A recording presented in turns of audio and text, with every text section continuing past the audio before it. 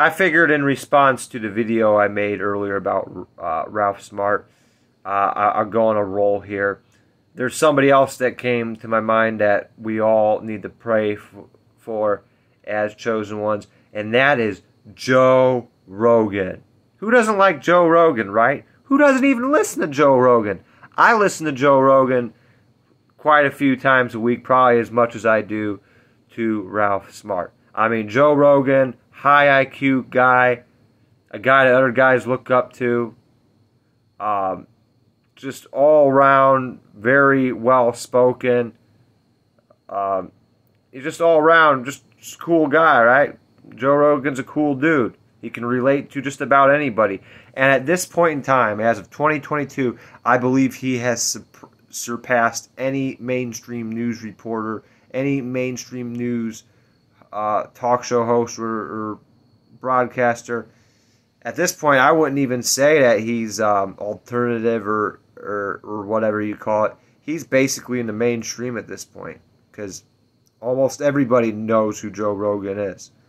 And whether you're saved or unsaved, you can relate to the man, and the man is very easy to listen to.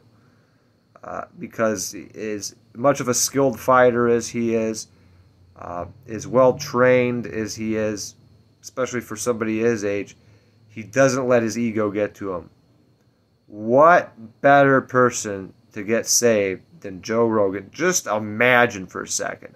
If this man got saved, I mean, just Joe Rogan getting saved alone, that could spark one of the biggest revivals in this country.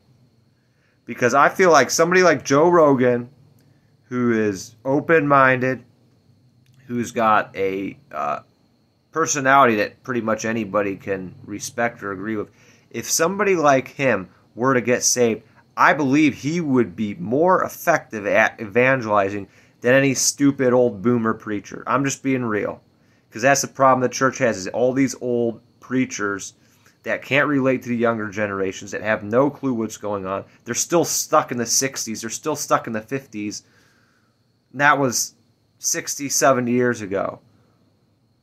These old preachers, they just don't get it. And I'm not saying that they're theologically wrong. I'm not saying that the stuff that they preach is even wrong. But as far as their persona goes, their personalities, they just don't got it going on. A lot of them are very condescending. A lot of them are just, they don't give a crap about the younger generations. The older Christians that I see are pretty much a vast majority, not all, but a vast majority are Pharisaical in nature. But Joe Rogan, on the other hand, he doesn't have any of those characteristics at all.